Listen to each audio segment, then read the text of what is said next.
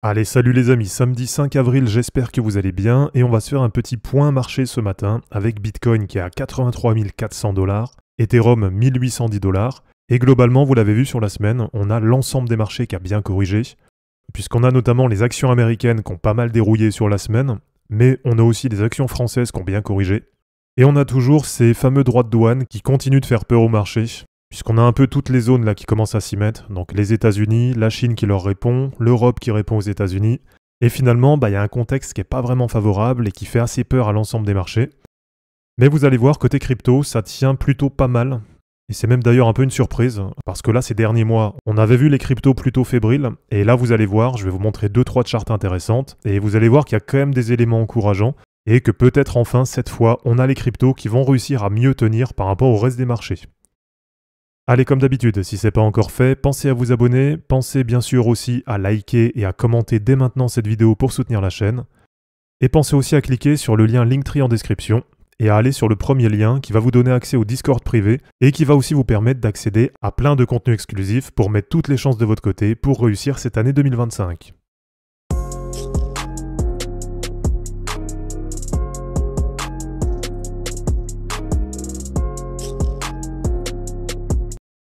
Alors, côté actu, donc comme je vous le disais en intro, on a toujours ces droits de douane là qui font peur à l'ensemble des marchés. Et ça fait tellement peur au marché que du coup on a Circle, donc l'émetteur de l'USDC, qui repousse son IPO, donc son introduction en bourse. Donc même si bien sûr c'est que partie remise, quand ils estimeront que le contexte sera un peu plus favorable, eh bien à ce moment-là ils referont cette demande d'introduction en bourse. Mais en tout cas ils estiment que là c'est pas le moment de faire cette demande, et donc ils préfèrent pour le moment retirer leur demande d'introduction en bourse.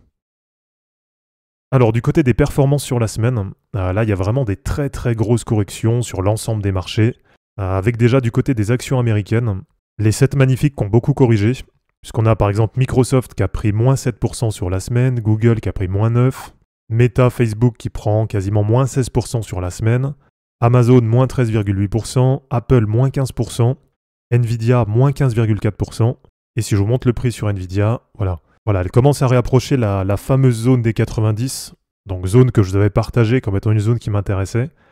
Donc Nvidia, pourquoi pas autour des 90, ça me paraît un point de repli qui a l'air plutôt pas mal. Sinon là on a Tesla qui a pris moins 13% sur la semaine et qui revient sous les 240. Et puis tiens, comme je la vois là, si ça vous intéresse, eh bien vous avez McDo qui est de retour sous les 300 $ et qui prend moins 2,8% sur la semaine.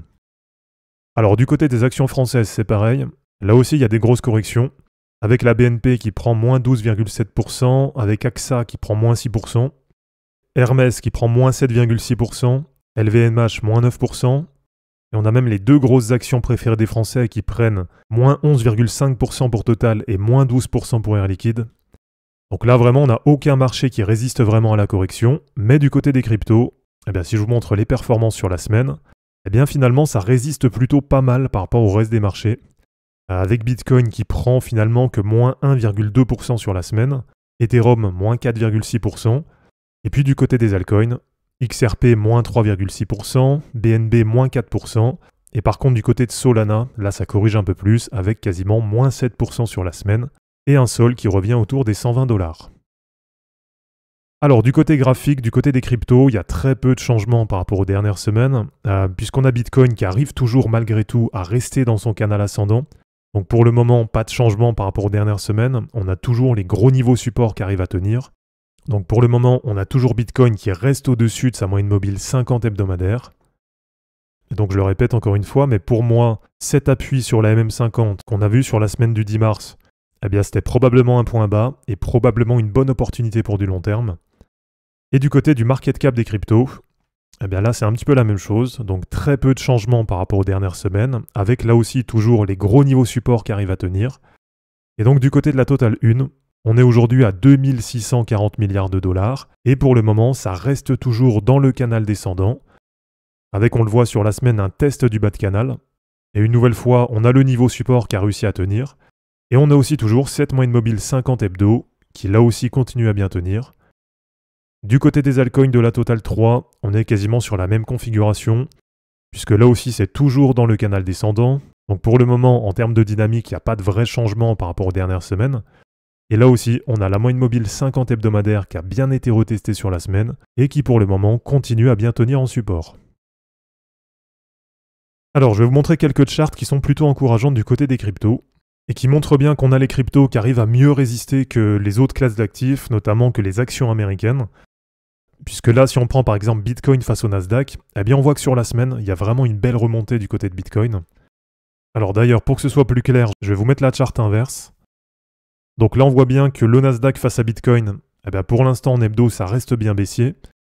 Et ce qui est vraiment intéressant, c'est qu'on voit que sur la dernière semaine, là, il y a vraiment une grosse correction. Donc avec une bougie qui montre bien qu'on a Bitcoin qui tient beaucoup mieux que les actions américaines.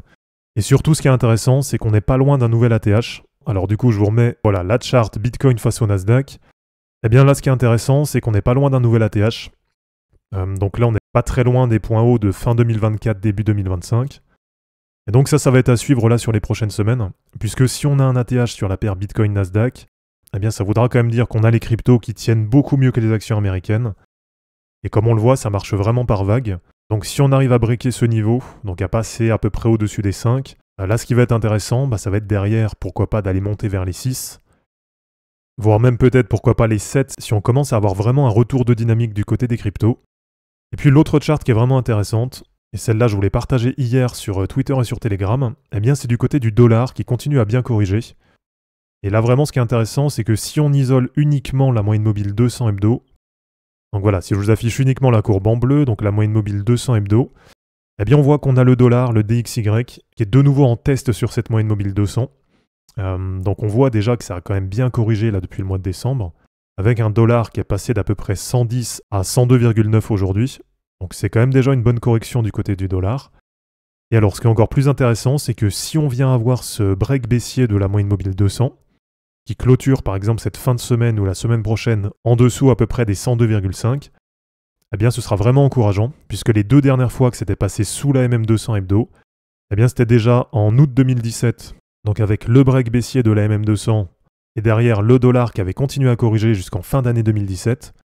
Et donc là je vous rappelle que toute cette période, c'était une période de bull run, avec sur cette fin d'année 2017, une grosse période de alt season sur le marché des cryptos.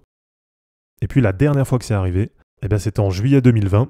Et donc à ce moment-là, on avait le dollar qui avait continué à corriger jusqu'à peu près fin décembre, début janvier 2021, et puis qui avait retrouvé un deuxième point bas en mai 2021. Et je vous rappelle que là aussi, eh bien pendant toute cette période, on était en période de bull run et en période de alt season sur le marché des cryptos. Donc voilà, vraiment c'est encourageant parce qu'on le voit pour une fois, on a les cryptos qui arrivent à mieux tenir que les indices US, et on a dans le même temps le dollar qui continue à faiblir et qui arrive là sur un gros niveau support. Donc niveau qui historiquement, vous le voyez, les deux dernières fois qu'il a cassé à la baisse, eh bien, ça nous a permis d'avoir le bull run et la alt season sur le marché des cryptos.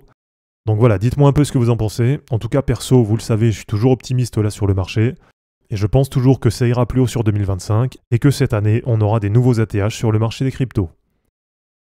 Donc voilà, merci à tous d'avoir regardé cette vidéo. J'espère en tout cas que ça vous aura plu. Pensez à vous abonner, à liker et à commenter cette vidéo pour soutenir la chaîne. De mon côté, je vous mets tout ça en ligne et je vous dis à bientôt. Ciao!